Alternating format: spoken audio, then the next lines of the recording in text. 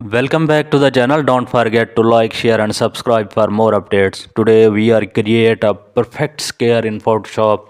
Rotate it 45 degree to form a diamond.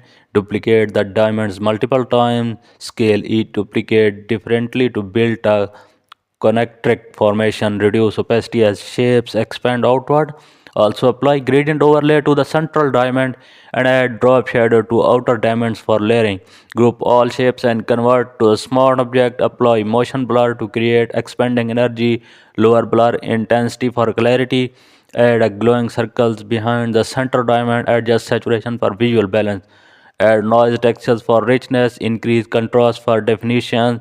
These techniques produce a dynamic geometric energy.